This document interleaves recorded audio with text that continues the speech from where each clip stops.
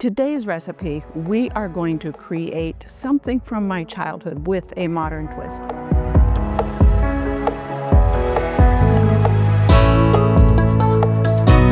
I'm Dr. Joanette, longevity expert, professor of medicine, and Blue Zone native. This recipe comes from my Blue Zone heritage. And when I was a kid growing up, we'd get together with a group of people in the community. Everybody would make a casserole and bring it. Today's recipe is one of those favorite casseroles from that era. So let's get cooking. To get started, we are going to roast up some fall vegetables. Cauliflower, Brussels sprouts, and if you aren't keto, you might want to also add some butternut squash to this mixture, some fresh red peppers, and some red onions. Toss them all together in a bowl, and let's drizzle it with some olive oil.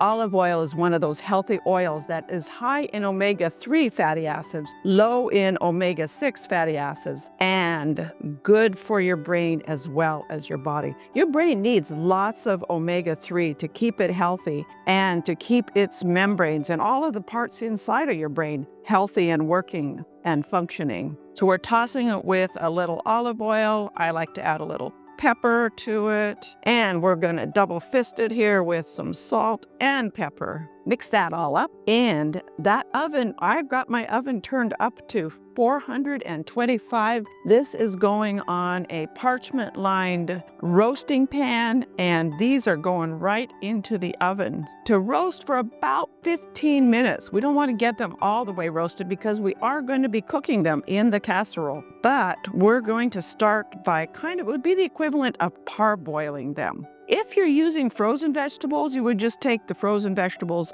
straight out of the freezer, let them defrost, and use them instead of roasting them up. And while those are roasting, we are going to make a delicious sauce to go on those vegetables. That's one of the things that makes casseroles so great, is that they're kind of a one dish meal. Now, this doesn't have protein in it, so you'd want a side of protein, but it's a great vegetables and fat and all kinds of good things. We're going to start by sauteing up some garlic and onions, two of my gut's favorite probiotic. I'm going to saute them up in some butter this time. If you're limiting dairy, you would want to use olive oil instead of the butter. I like some good grass-fed organic butter. A couple of tablespoons. Into our butter, I'm adding one diced shallot. We're gonna let that saute a little bit, and then I'm gonna add a little garlic. You get that nicely sauteed just a little bit. Don't want to burn the garlic. Once you start smelling that delicious shallot and garlic smell, go ahead and add some of your other ingredients to get that sauce going. I'm adding about a half a cup of my homemade vegetable broth, and we need a little thickener in this. Normally I would add it before the broth, but I forgot, so we're gonna just thicken it by adding it into the broth here. This is a little bit of flour. Gotta make sure you whisk it really good, because if you don't, it is going to be lumpy. You got it mixed in pretty good. And that looks like a nice thick roux. We're gonna add a little more vegetable broth to that, as well as some heavy cream. If you don't use heavy cream, you could use coconut cream. Not sure how it would taste, but give it a try and let me know in the comments below. And we also want to add some cream cheese. And I think I'm going to add a little more vegetable broth there. Chop that cream cheese a bit, let that cook up real well, and melt that cheese. And now we also want to add in our mushrooms. My mom would use, when she made this recipe, she would use cream of mushroom soup, but I like to make my own cream of mushroom soup. It's better for you, and I think it's more delicious than the store-purchased can of cream of mushroom soup. It takes a little bit longer, but it is so good when you put those diced mushrooms into it. About a cup worth. Mushrooms add that nice umami flavor to it. And lastly, think it still needs a little bit more liquid there. Looking good. I'm going to add in about a cup of sharp cheddar cheese. Or if you don't have sharp, you could use Gruyere also. I think my mom used to use cheddar cheese though. And we've got an amazing sauce to go over our roasted fall vegetables. I'm adding a little bit more here. You want that sauce to be a nice, pourable consistency. Let's set that aside and check our vegetables, see how they're coming along. These vegetables are just about perfectly what I would call parboiled. They're starting to get a little bit of color to them and a little bit of softness. They will continue to cook up perfectly in the oven with all that delicious sauce on them.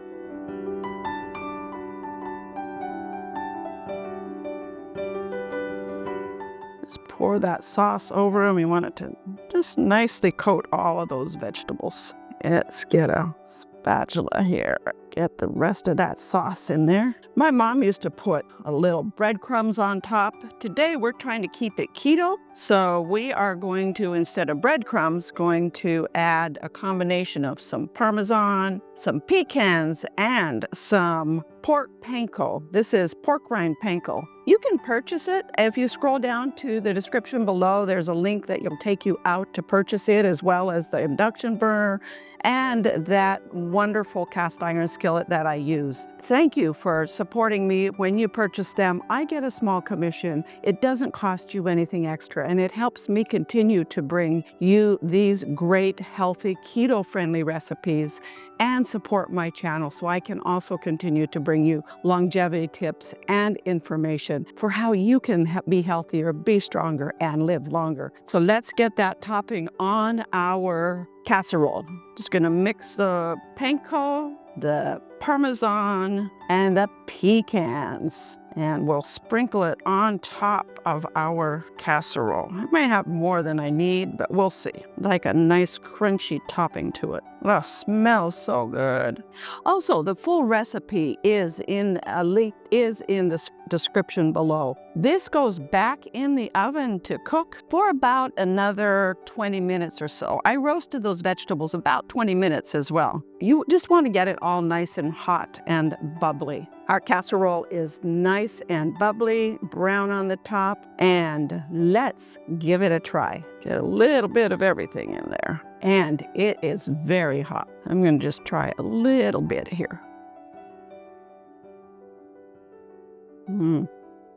That is wonderful. The vegetables, when I poke them, perfectly done. And that sauce reminds me of the sauce on my mom's casserole with the mushroom soup. However, it's healthier, tastier, and better for you. Thank you for joining me today. And for more recipes that will keep you in ketosis, scroll down to the links below and you'll find a link out to my website, growwithdrjoanette.com. While you're there, check out not only all the other recipes, but I also have for you lots of tips and techniques for how you can live a healthier, longer, stronger life. And we'll see you next time on the Dr. Joanette channel. Thank you so much for joining me today.